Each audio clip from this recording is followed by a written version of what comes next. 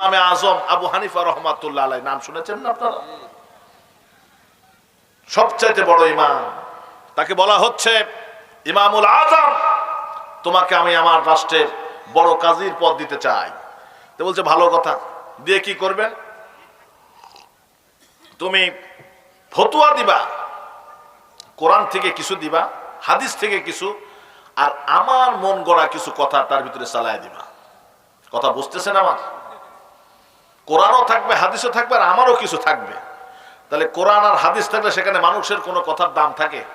মানুষের কোনো কথা দিলে চলবে? কোনো কথা দিলে চলবে না। তার কারণ আল্লাহ রাব্বুল আলামিন কোরআনুল কারীমের প্রথমে বলেছেন যালিকাল কিতাবু লা রাইবা ফীহি হুদাল লিল মুত্তাকিন। এই কিতাবের ভিতরে কোনো সন্দেহ নাই, কোনো সংশয় নাই। মুত্তাকিনদের যতটাকে গাইডলাইন করে পাঠিয়েছেন কে? জোরে বলেন, কে পাঠিয়েছেন? আল্লাহ পাক পাঠিয়েছেন। এই জন্য এটার ভিতরে কিছুই করা যাবে না। ইমাম আজম আবু হানিফা রাহমাতুল্লাহ আলাইহি বললেন, তোমার কাজীর পদ আমার দরকার নাই, আমি যেমনি আছি তেমনিতেই ভালো। সুবহানাল্লাহ বলেন। ইমানদারদেরকে দুনিয়ার লোভ দেখিয়ে ইমানের পথ থেকে এক কিঞ্চিত পরিমাণ হটানো যায় না। কথা বলেন ঠিক না ঠিক?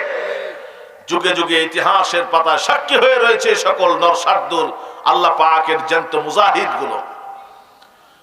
তার কাজীর পদ প্রয়োজন নাই, যাও।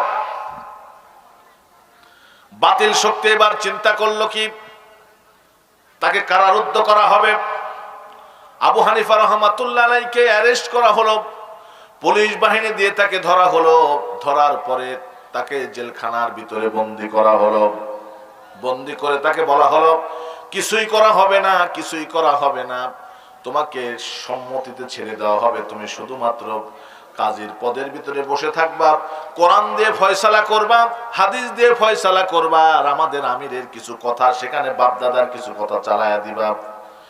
ইমাম আজম আবু হানিফা রাহমাতুল্লাহ আলাইহি বলছেন, ওমান লাম ইয়াহকুমু বিমা আনসালাল্লাহু ফাউলাইকা হুমুল কাফিরুন।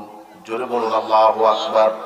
যেই ব্যক্তি আল্লাহ পাকের আনিত বিধান দিয়ে বিচার ফয়সালা করে না, তা বাদ দিয়ে করে, সেই ব্যক্তিটা হলো কাফের, জালিম এবং ফাসিক। একই আয়াত তিনটা জায়গার ভিতরে তিন রকম ভাবে আসছে। যারা কোরআন পড়েন জানেন তারা বুঝেন। এইভাবে তিনি যখন ইমাম আজম আবু হানিফা রাহমাতুল্লাহ বললেন, না, আমি যদি রাসূলের নামে কোনো কথা বলি তাহলে আমার অপরাধ হবে। মান কাযাবা আলাইয়া মুতাআম্মিদান, যদি আমি ইচ্ছাকৃতভাবে রাসূলের নামে কোনো কথা বলি, মাকাদাহু মিনান নার, আমি যাতে আমার আবাসস্থলকে জাহান্নামের ভিতরে বানালাম। আমি জেনে বুঝে কেন রাসূলের নামে কথা নয়, আমি চালায়া চালায়া সেখানে বিচার কার্যের ভিতরে দেব যে রাসূল এটা করেছেন, আমার দ্বারা সম্ভব না।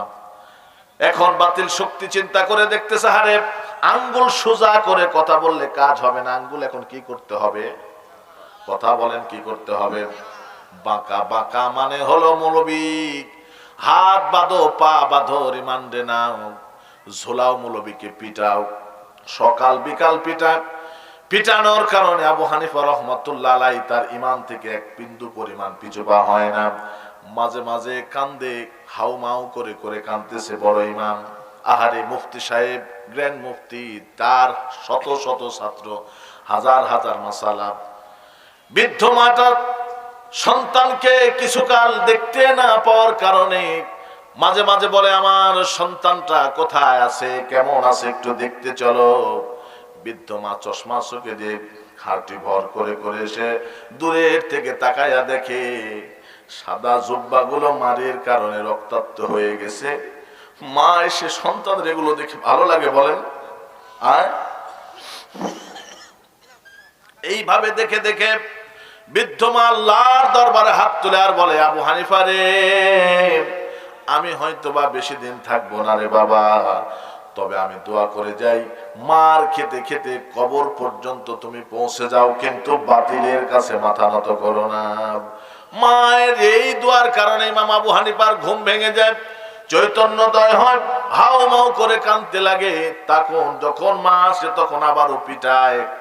তার কান্নার কারণটা জানতে চাওয়া হয়, তখন বলে আমি অন্য কিছু নয়, অন্য কিছু নয়, আমার বৃদ্ধ মায়ের সামনে যখন তোমরা আমাকে পিটাও, আমার রক্ত দেখে আমার মা কাঁদে, আর কোন মায়ের চোখের পানি কোন সন্তান সহ্য করতে পারে না, এই জন্য আমি বেশি বেশি করে কাঁদি, আমার জন্য কাঁদি না। সুবহান